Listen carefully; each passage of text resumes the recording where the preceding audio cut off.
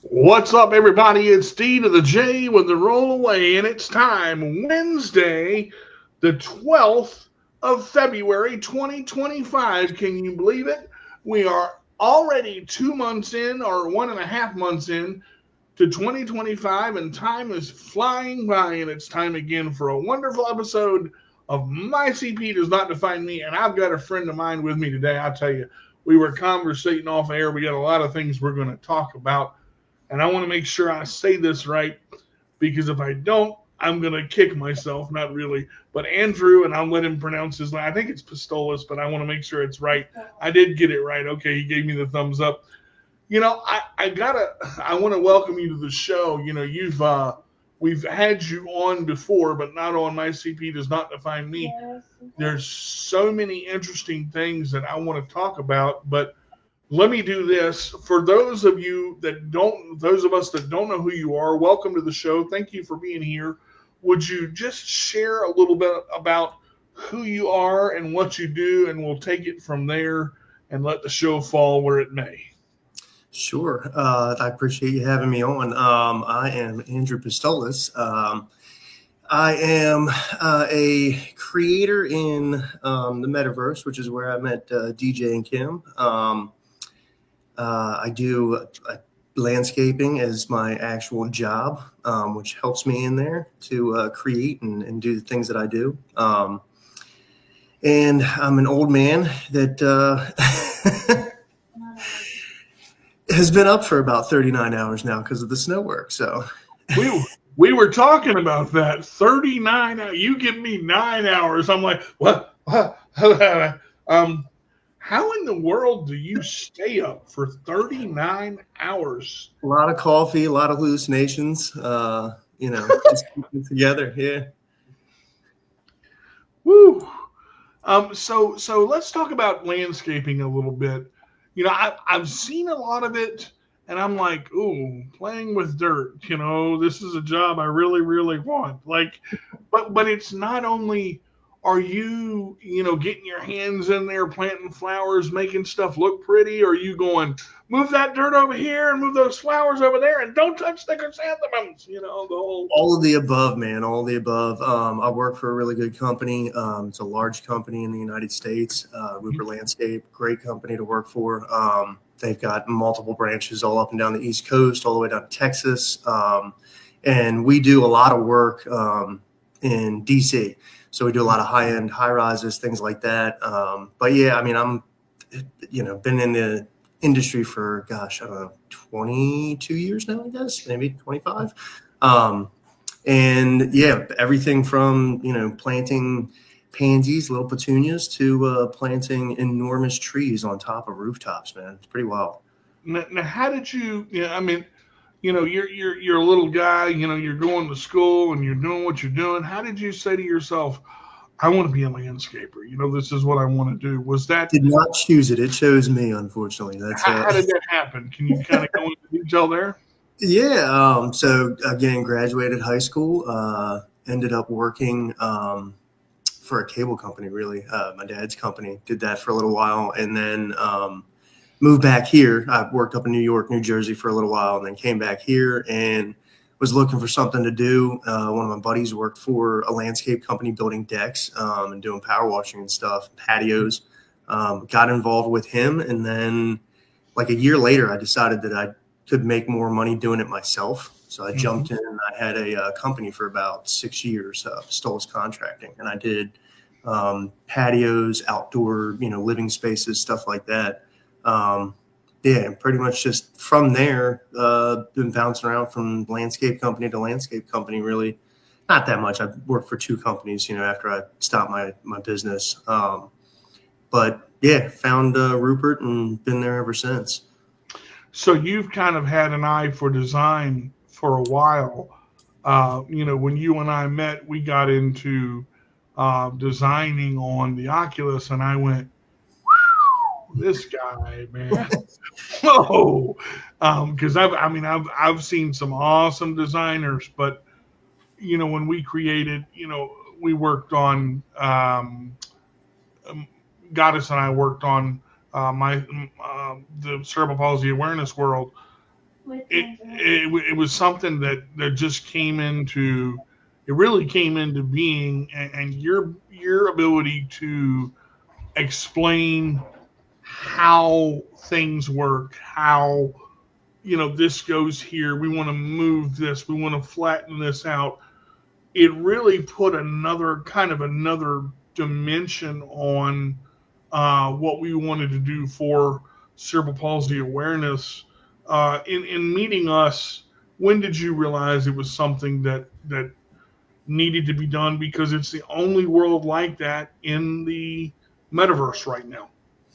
Yeah, there really are no worlds that are geared towards things of that nature. There's a couple maybe, but nothing like that. And I think meeting you guys, and again, knowing I knew Louis, Kim's brother, prior to getting with you guys. Great people all over the place in the metaverse. But yeah, meeting you guys made it click. Had nothing to do with my building ability or anything like that. Just meeting you guys and being, the genuine people that you are. I enjoy working with good people. And that's it. I kind of try and weed out the bad ones and work through that. And because there's plenty of those in there too. So I think that's what me and you discussed originally, was really, having somebody come in and kind of, fall flat or be, a total jerk and not, do what you guys are looking to do and all that kind of stuff. I remember discussing it, and it was so big in my brain. As far as there was so much to do and the things that we wanted, and I'm a designer myself, and I'm starting to build now. Nice. Yep. I've got a great teacher.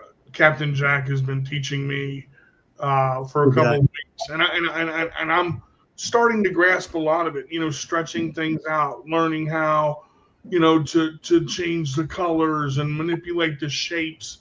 And I'll go on the Oculus, and it'll be 1:00, and then I go, I got to take a, and I look down and it's 9. I'm like, what the world? It really is. There's so many nuances to virtual reality itself, but I built my table, built a table for the first time. Nice. And I got it locked in and took the cylinder out and pulled the cube out and stretched the thing. And this took me a good hour and a half to build this thing. And it's a tri-mesh table, and I'm in the program just working it. And I can't color it, and I'm mad because I can't color it. And Captain Jack goes, all right, create a world. And we created a world, and we start going in there, and we start digging into the fundamentals of the snap tool and this, that, and and my head's going. It's a lot. It is, but he makes it, and you have that ability too, to teach. Click this, hold this, move this. Once you do that, stop. Yeah. And that's the way he did. I was able to walk around. I was able to go in and out of build mode, pull my cubes and pull my triangles. And okay, now if you want to stretch the triangle out, just grab right here. What dot? I don't see Louie, what up? I don't see the dot. Okay, look inside and there's a square. Oh, okay, there it is. And you start finding these little nuances. I had to go in and go out a couple times because it glitched on me. And I would get so frustrated. And Captain would go, it's all right. Take a breath. Recenter yourself. You can do this, young Padawan. And I'm like, but once you finish the table and you look at it and it's locked to the grid and it's grouped and you go, I did that. Yep. That's where you become that Tom Hanks. I have created fire. Yeah, and now I'm starting to take pictures and move them around and change wall colors and nice water effects, and I'm going, okay, this is really, really neat. And then somebody goes, well, watch this, and they build it all quick, and I'm like, and then they get it to move. when they script something and it's like, well, how did you do that? There's always more, and I think in the metaverse now, I don't like it because there's too many negatives. I'm finding myself staying away from all the negatives and just worrying about my own positives. So the question that I want to ask you in designing now, how has landscaping and designing there, drawing out plans, they're coming into the metaverse going, okay, do you see it in your head or do you have to draw it out, or what are you doing? Combination. It's really funny. So like I definitely was into design and computer design when I had my own company. I did computer designs, and then I would take them into people. They were 3D designs, and I would put their home in there, and I could walk people around their house and show them the actual, landscape that they were going to get at their house. Right. It was cool because their house was there. So it was automatically like, oh, this is my backyard, as opposed to like a 2D, picture or plan or something like that. Working over the last couple, years, again, down in DC with all the architecture, things like that, and then getting into Horizon World and building with just the shapes that they give you, it's only 15 shapes or whatever originally that they give you. You jump in and you're like, how in the heck am I supposed to use, these? Like, what am I going to do with this? Right. But when you're out in the world and you're looking around at things, they're all shapes. And I started again, in my brain, just looking at anything, and I could be like, oh, that's like 2 triangles, a square, a cylinder, and this, and then right. So you started. It all kind of meshes together, in that sense, as far as building and design and things like that. Now, I want to go back to something you said at the beginning of the show. You've been up for 38, 39 hours now. In real life, and it's dangerous because you have to find time to shut down. If you don't shut down, your body's going to shut down. That's it. What do you? I meant, when do you know? Okay, look, Andrew, you got to stop. You got to, because you push yourself. I know you guys were getting ready for the snow the other day with the bad weather, and when that mess comes, you're on bulldozers and this, that, and the other, and you're losing track of time because you're just doing what needs to be done. How do you find time to get that mental health and that rep to go, okay, enough's enough. I've worked 15 hours. I've got to stop. You got to kind of force yourself. I know it sounds terrible, but when you have things, not saying that I love to work or anything like that, but when you work, everybody's got to, have a job, things like that. But you got to kind of force yourself to take those breaks, especially when you find things that you like and enjoy. It's like being, with my family and stuff like that. It's difficult to find that time though, for me anyways. And like I said, I don't really do well with sleep to begin with. I'm more of like a napper. But other than that, yeah, I mean, there is no real shut off. And that becomes a problem too when you're in, the headset. Thank the Lord that they give you a clock in Horizon World, because there's certain games they don't give you a watch or anything like that to even look at, and you can lose hours in there. And not even know, like you said, earlier you got on, at noon, and then the next thing you know, it's 9 o'clock at night, and you're like, what the heck? Well, and you've said this before too. When you don't consider your job a job, and it's fun to do, and you enjoy it, yep. and it brings another dimension, and virtual reality itself brings another dimension or several dimensions to your brain. And I'm looking at virtual reality now because I'm involved in so many things. And I remember saying to you, God, I hate this. I'm never going to get into this. This is just, I can't.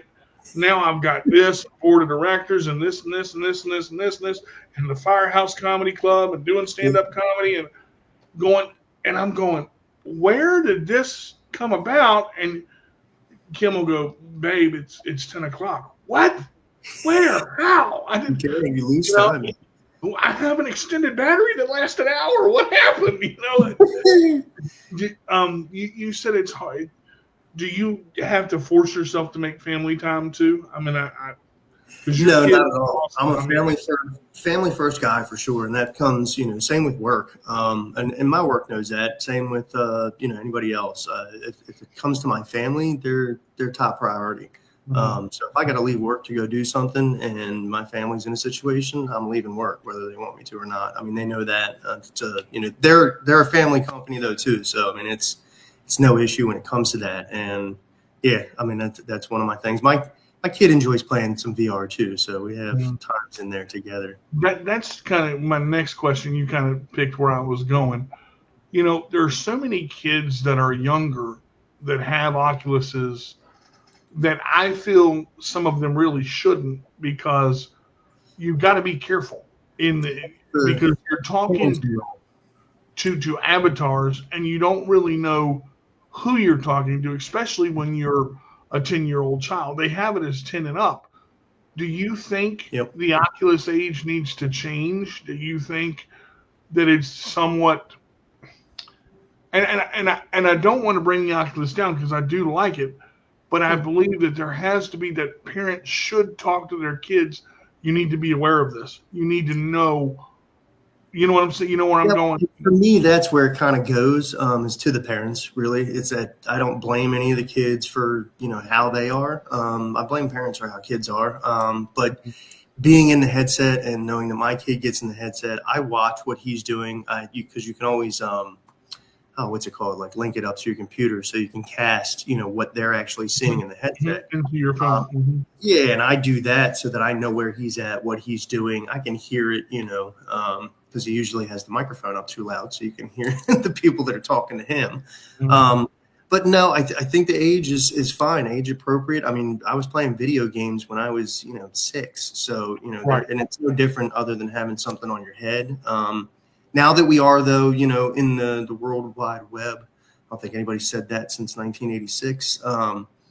Yeah, I mean that's the hard part is keeping all of the the bad stuff away from your kids, but that's up to you. It's on you as a parent to watch your children and listen to them to make sure that they're not in there causing a ruckus and being inappropriate. I feel like some parents look at the virtual reality helmet for their child as an escape. Here, play with this. I'm going to go do Yeah, this. You can't do that. And no, there's so many that want to fit in. And hmm when we talked about this, we talked about this um, when we first met. Look, I'm a guy that I don't need to fit in. I don't have to be the center of the room anymore. I used to be, but I've learned it's not the center of the room. I can cause the same reaction from the corner of the room. I can cause the same reaction from the center of the room. But I believe that people have forgotten the fundamental point of um, just be yourself and don't be what you're not. Because I think some of these kids are trying to find their way through virtual reality and escape yeah, from the real world, and they're still being bullied in virtual reality just as bad as they're being bullied in the real. And I'm going, yeah. I'm not I going to mean, stand for that. yeah, it's not just kids; adults are doing the same thing. They Yeah. jump in there, trying to escape their regular day to day. Which again, that's also part of what it's for, though. Too, I mean, if you want an escape, you jump in there and do whatever it is. But yeah, I mean, like I said, it's really for me, it's a parenting thing. Um, Kids are going to be kids. So, to a certain extent, I don't really blame them. Like I said, when they're vulgar and things like that, I blame their parents. My kid Right. doesn't get on there and do that. He's not jumping around in people's faces and stuff like that.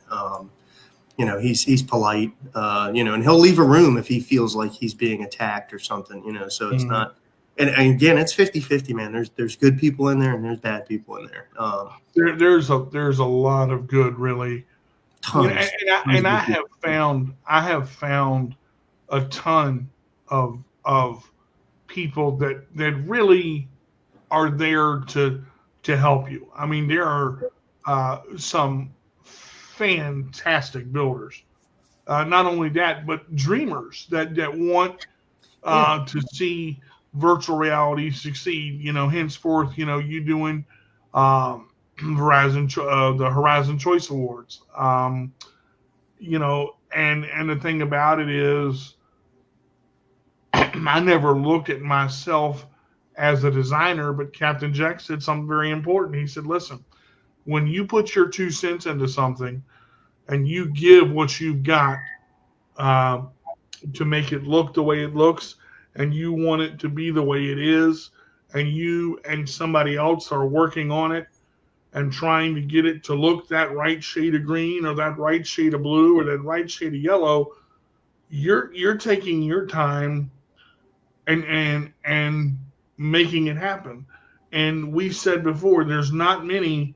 There are a very few worlds about disability that where we go and we talk about cerebral palsy and we talk about the differences of what it is and why it is and where it is and how it is, because kids love it. I mean, kids are coming into the world. This is really cool. How does this work?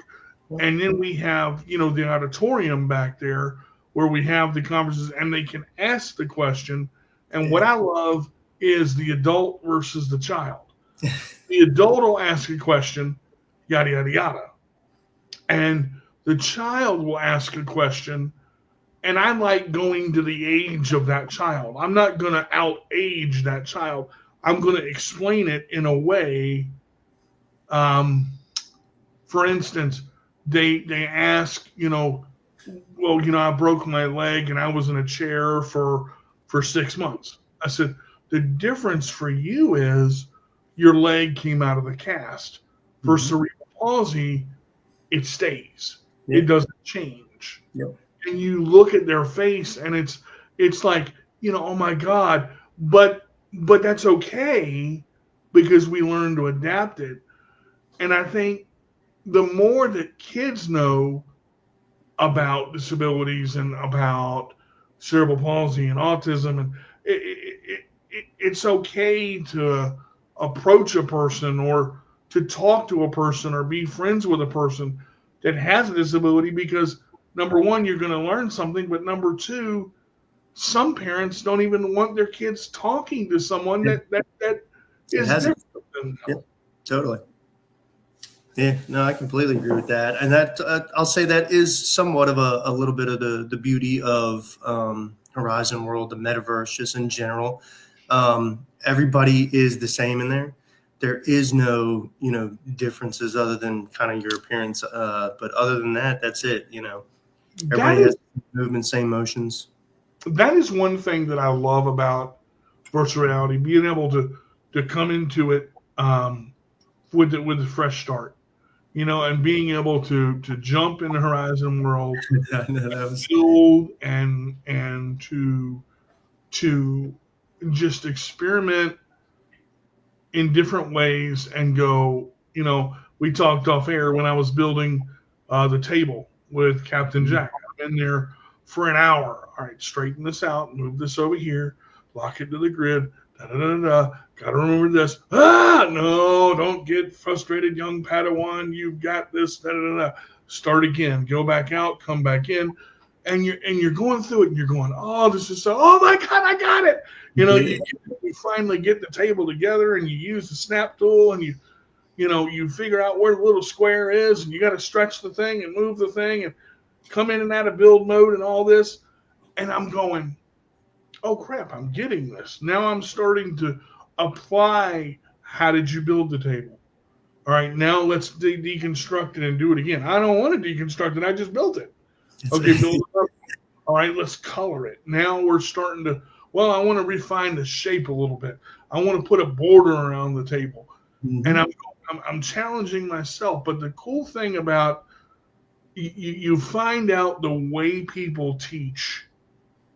And you've got teachers that are teachers that know how to teach how to build. Mm-hmm. And you've got those that want to go 6 steps, A, B, C, D, E. Yeah. And I'm like, back it up. Come on back to A. and let's work on forming the A sound. You know, but we were talking a little bit earlier about just the movement of where virtual reality is going. Do you look at it and go, this where is your line? Like, do you have that? Okay, this is too far. Um, you mean as far as build or as far as like what's in there? I'm talking about what I'm looking at right now. Sorry for the dramatic pause on New Choice Radio. I had to take a sip of my drink there. You've got all these things happening. Virtual reality is taking over the world. You've got cars that are driving themselves. You've got robots that are building cars in factories. Yep. You've got robots that are trash cans that are rolling around Disney World. Thank you for your deposit. Whatever it is. That's great. What I meant. They got robots that look like real people now. See, that's what I'm saying. When do you go, okay, that's enough. I'm human. I'm scared of that because it's getting bigger, faster, and they've known about this stuff for years. Japan is doing stuff right now with virtual people that are they have like a 12-piece orchestra over there that plays, I can't remember how many songs it is, but they look completely real. They play their instruments. They look around. They don't talk to each other or anything like that, but they look like an actual orchestra and they're playing music. And like I said, they play like up to 200 songs or something ridiculous like that they've programmed into them. So it's, again, for me, I won't say that there is a line necessarily because it is, it's just like everything, the atom bomb was, basically just a guy splitting atoms and it turned into something horrible. The internet, again, same scenario, was a great way to connect. And then somebody took it and, they started doing bad things with it. So there's always going to be your good and bad. I look at virtual and I look at like AI and just technology today, the way that it's going and where it's going. I see more of it as like the good side of it, because that's how my brain works anyways. But I see it helping people with disabilities, things like that. I was watching one the other day where a guy was wearing a headset, looked like a headset. He was blind, could not see, completely blind. But he was at a conference somewhere and he was walking, so the headset allowed him to see. And he was walking around the conference, maneuvering without people moving out of his way. He was moving through the crowd like it was like he was seeing. It was unbelievable. Wow. And then again, I saw, again, they have the suits that you can put on that are full, they'll stand you up, things like that. That to me, that's where we need to go with it, not the bad route. You're on the right track of what I'm talking about. What I'm saying is, like, we don't drive. So what I like is self-driving car. Hey, farm fresh. Yeah. And that's right away, Mr. Carter. Do I want Greta sitting there going, should I kick it up to 90 miles an hour, sir? No, you moron. But you look at Star Trek for a second. I'm gonna go here because I think this is an interesting topic. There's so many things that virtual reality can do. There's so many things that the robot industry can do. Help a person into the shower. The automated shower that works by voice. The robot that stands you up. The self-driving car. But you look at Data, right? Data wanted to be human. Star Trek, the big deal is he's on the ship and he's processing all this stuff. And he's played by Spiner, Brent Spiner. Phenomenal actor, wanting to be human, wanting to use the verbal contractions, wanting to learn more and more. All he wants to be is human. And throughout the series, he becomes more and more human. What I'm concerned about is everybody taking our jobs and we're going, what are we going to do now? That's a quality, right? I think that's what that movie is basically based off of. we're on the cruise ship, fat and drinking milkshakes, and Wally's, just doing all this stuff. Bringing Uh, them to us. Yeah, that's a does it have the potential? I mean, to be that dark? Do you think?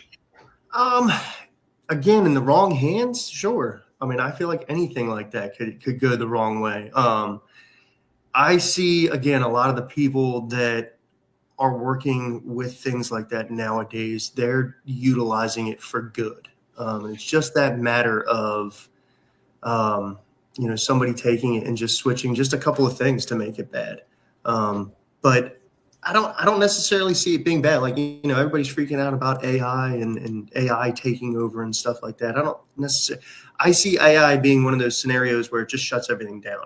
AI is not going to be robots running around grabbing us and throwing us into jail or anything like that anytime soon. It is to the point though where, AI could be placed in any, bank or anything like that, and who knows what it could do, and that's where it gets scary. You put it into, you want it to run, the world's power, and it's doing it by itself, and then all of a sudden it just decides it doesn't want to do it anymore, or so no, I don't fear it by any means. I think I think we're smarter than that. Maybe, I don't know. I'd like to give humanity the benefit of the doubt. Well, and let's jump ahead. Bicentennial Man with Robin Williams was a great movie. You have the robot that is designed as it never dies.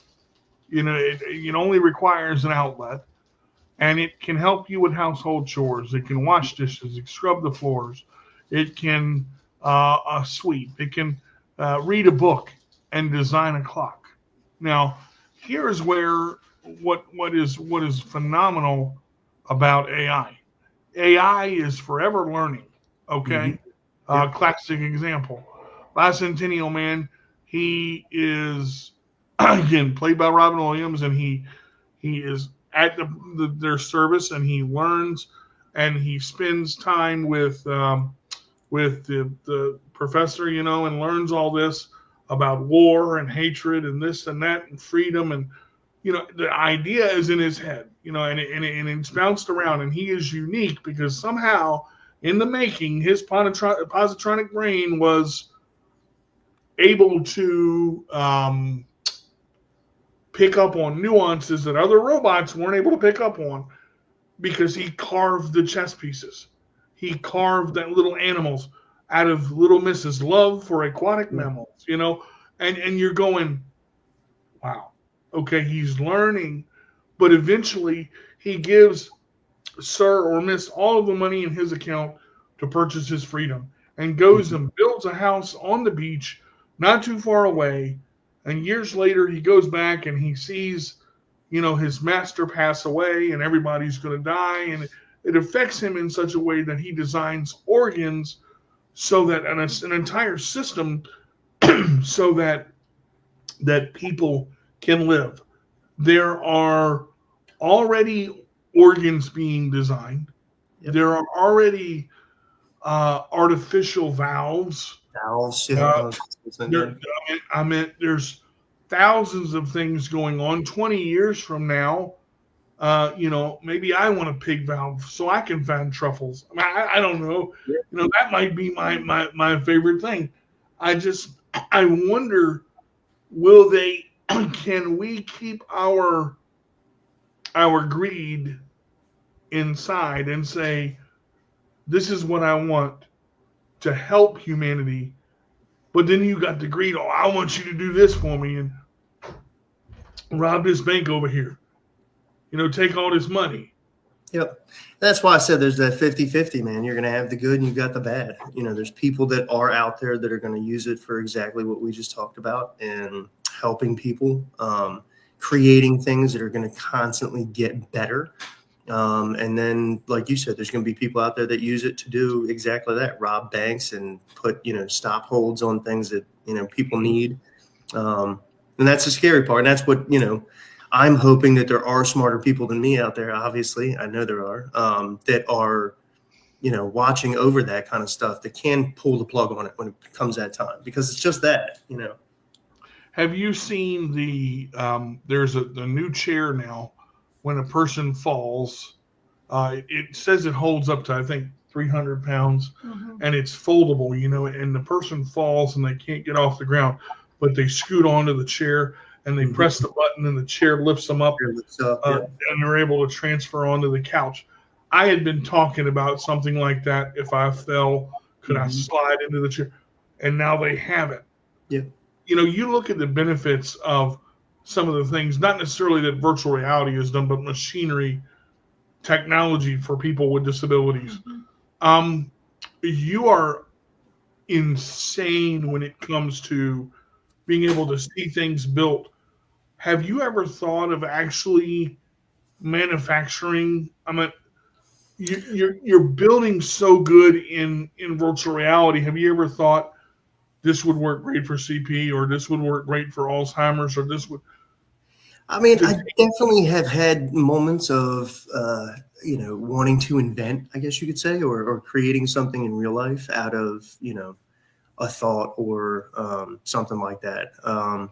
But never really took the action outside of that.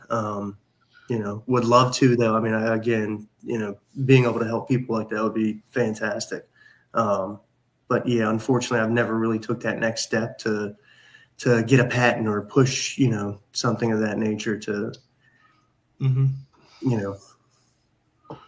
Is that something you would do? I mean, because I believe that you have the ability, not only, if I could see inside your brain, your connectivity must be.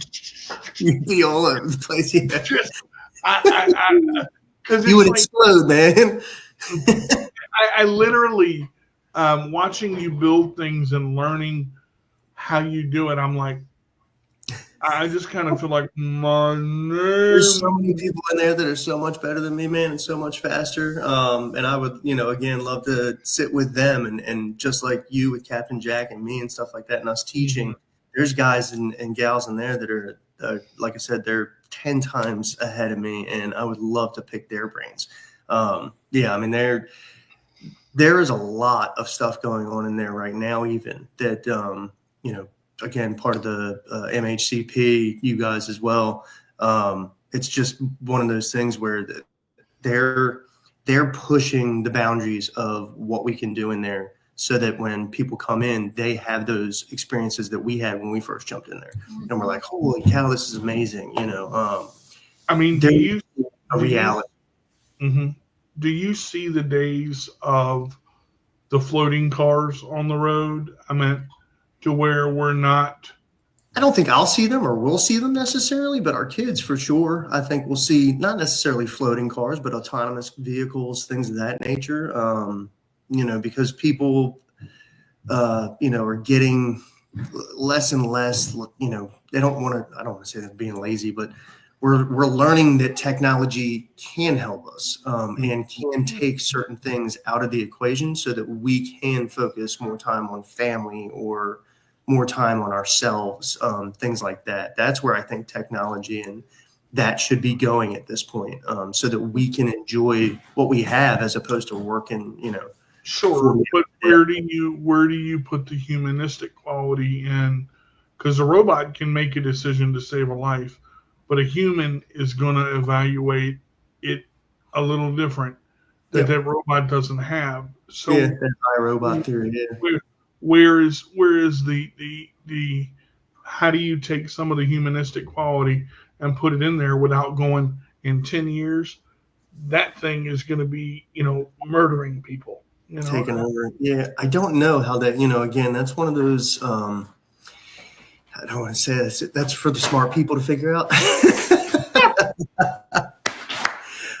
No, like I want it to be what we talk about and what I think most of the people that I enjoy being around in there talk about, and it being for the positive. I don't necessarily, like I said, think that anybody really in what we do is looking to create negative or bad things. There's a couple. I've seen some things go through that I would never go to, wouldn't associate myself with those people. I don't know, man. It's one of those things. I don't see, like I said, robots taking over the world anytime soon. I don't either, but I think when you take the ability to do something yourself, like taking out the trash, um, we pay, $3 for gas, and they don't lower it down because we're going to pay for it. You pay, $3 for a dozen eggs, $6 for a dozen eggs. You don't lower it down, you know, the people are going to pay for it because they paid for it before. But I think we've come to the part now where we're looking at it going, when you take the ability to not do it yourself, I think in a way that hurts you because you're losing muscle tone. You're just going to sit on your couch and push a button, Yep. to make it easier. But then again, I do believe that some technology, the battery operated can opener, you don't have a cord. You put that bad boy on a can, goes around, does it for you. Great. I mean, yeah, I guess there are pieces there that we do need, but that suit of armor or that suit that you're talking about for someone to walk around for the first time and go, holy cow, this is what it feels like to be on my own 2 feet. You Yeah.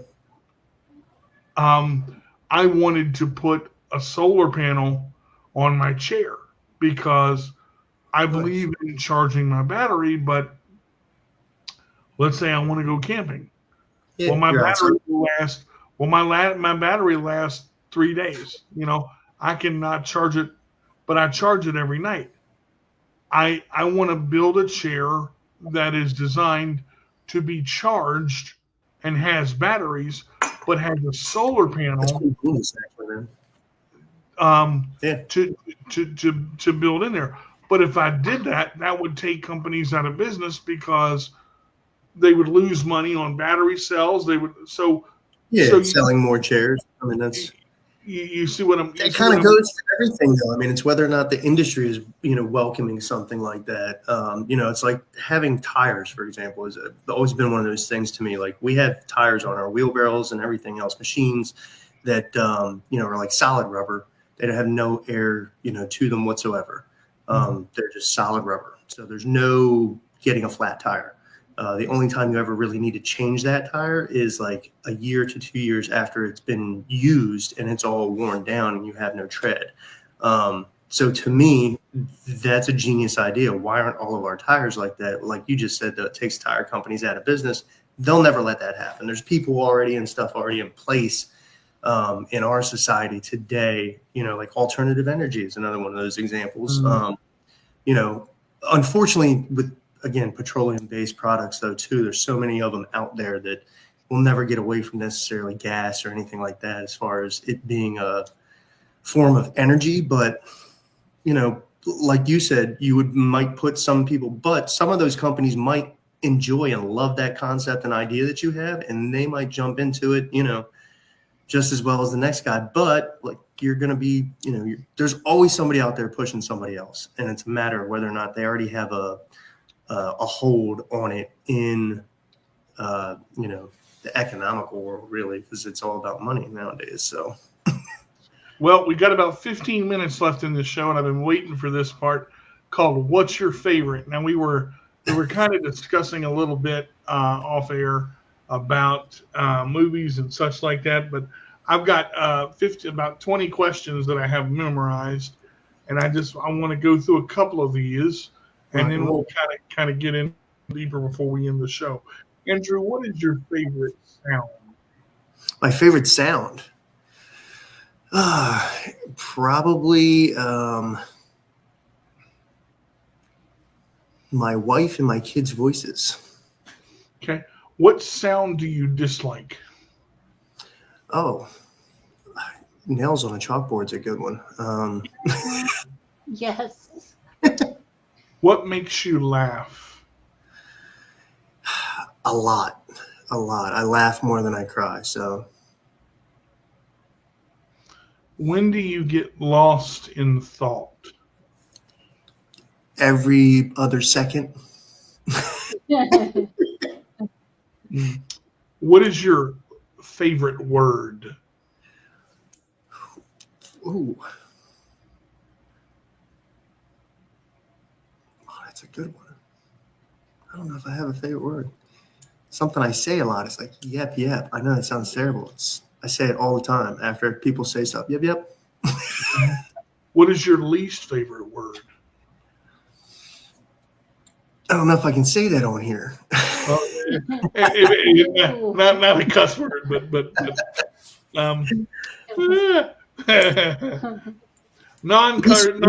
least favorite word would be hate. I don't like the word hate.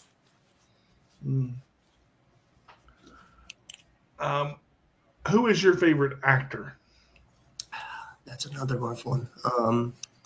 We did talk about this earlier. I would definitely have to say, I think Robin Williams is top 5 for sure, top 3. Mm-hmm. Yeah. I would. We were for me. It's Robin Williams and Tom Hanks are my top. Yeah, no, they're great. Robin Williams was pure genius, though. Out of everything that Robin did, what would you say one of your favorite movies of his is? For me, definitely on top would be it's called What Dreams May Come, and it is a movie about him traveling to hell basically to get his wife back. I thought that was the James Earl Jones movie, when Dreams May Come or whatever. We gotta see that now. On the ball field. I'm still trying to picture. Yeah, that's Kevin Costner. That's it. Yeah, another great actor. But he needs to stay out of my DMs and my Facebook page. Kevin Costner, get out of my Facebook. I think one of my favorites. I have 2. Awakenings. We talked about that one. Also, where Robert De Niro played. They froze and they came out with a powdered drug that they put in milk, and it had to be milk, couldn't be orange juice, and it woke them up, and they had been frozen since like 1938. Yeah.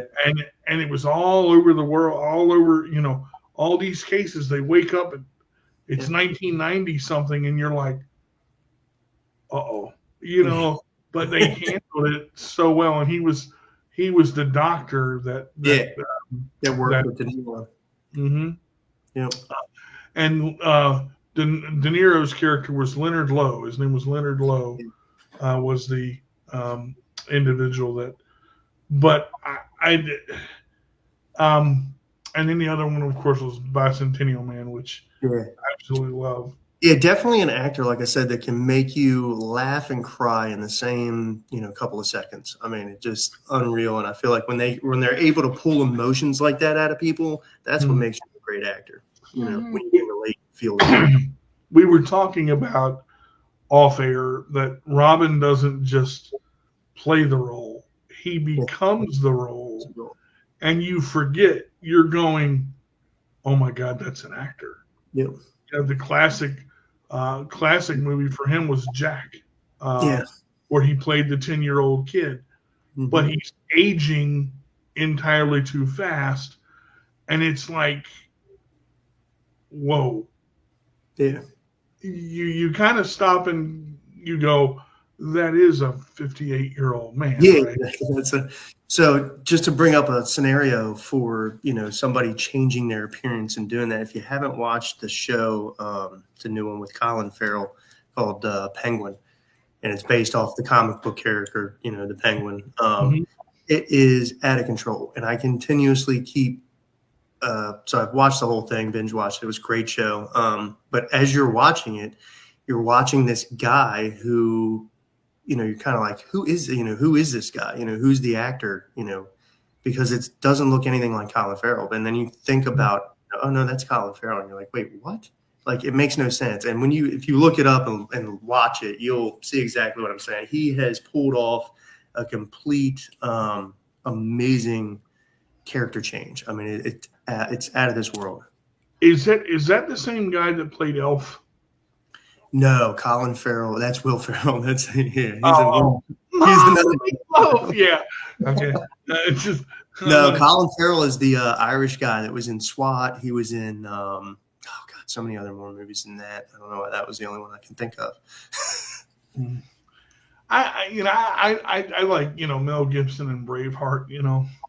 I saw that about 15 times in the theater. That was one of my favorite movies for quite a while. I didn't think you were in the tent that long. We didn't get dressed up for nothing. Like, I mean, I can't. Yeah, classic. that movie was awesome. I can imagine myself being on a horse, with CP trying to handle a double-handed claymore, going, "You may take our wives. Damn, this sword's heavy." That brings up a good point, DJ. As far as we were talking about technology and taking things over and stuff like that. I know that music and the movie industry are worried about things like that, but Braveheart and those kinds of movies. And I think the reason why I was drawn to them too, plus I kind of grew up on that era before like CGI. Those were all real people in that movie. They didn't use any CGI filler. Yeah, exactly. Those were all, people from the Scottish and Irish military that had to fill in, besides the extras and stuff like that. Whereas nowadays it's computerized. So for me, that kind of realism and that kind of stuff is what that's what I feed on. I like that realism. I don't like losing it in the CGI, world. Now, again, I love Terminator and movies like that too, but I know I'm going in for that. You know what I mean? I don't want to go see a movie about real people and then have it be fake backgrounds and weird, Do you feel like the movie industry now is remaking too many of the movies? Like, are they running out of ideas, or is it? Yeah, I don't want to, poo on the movie industry or anything or Hollywood now, but I do. I feel like they've kind of lost their, not the ability to think of new things. They're out there. Sundance Film Festival and stuff like that showcases new films every year, and they're great. But I feel like there's a lot of stuff that's overlooked. But no, the whole remaking and rebooting of old originals that we know and love is starting to get annoying and on my nerves. I mean, why can't they make a movie, one man? I mean, you can remake something, just like I said, rename it and don't have it be the same, the same thing. Or do, like I said, I forget there's a difference between a remake and a reboot. Do a version kind of like how they did Ghostbusters, and they tied the old Ghostbusters into it, as well as having, I think they're getting ready to do the Goonies. And from my understanding, all of the original cast is going to be the parents of the new Goonies club, which I'm cool with. I'd be totally happy with that. But if they remade the Goonies and none of those people were in it, and it was just a whole brand new group of kids, it's not the Goonies. You know what I mean? It's not, we already had the Goonies. Call it something else. You know what I mean? Like, so, yeah, I don't know. I struggle with that kind of stuff. I love, movies and things like that. But can you imagine the Braveheart scene with like 200 power chairs? Man, you got, javelins, you got shields, you got, 200 power chairs on both sides. Hold, roll. That's that would be, and they get, and the clang that you hear is not the swords, bang, bang, bang, bang, bang, bang, bang, bang, bang, bang, bang. I just go, oh, I didn't expect that to happen, chairs getting stuck in the mud, and it's like a Scottish roller derby. What do we do now? I've got mud up to me kilt, I would love to be in a movie somewhere where, like, you didn't think, one of these things does not belong here. I'm stuck in the Cave of Wonders in my power chair with a boot on my tire, and the genie's trying to, all right, I got to get this off here now. Is that one of your wishes? Well, no, I want to stay here for the rest of my life. I mean, I would love to see people, in power chairs and leg braces, and because Forrest Gump was great, because I mean, I can just go, you want a chocolate? Mama always had a way of explaining things so I can understand them. I memorized the movie, but I lived it. I mean, I dressed as Forrest Gump at Walmart, for God's sake. And people are going, that's creepy. Just get back in your chair and leave me alone, little Forrest, It's like, but if I met if I met Tom Hanks, I'd go, who the heck are you? I guarantee he gets that on a regular basis. Oh, man. There's a snake in my boot. That, and I get so tired of doing this accent, I don't want to do it anymore. Mama died on a Sunday. We buried her under a tree. The whole night. But just keep rolling. I'm being chased by. You would love that. That's Can you believe it? After 4 years of high school, I got to go to college too as a running back in a power trip. Just running people over.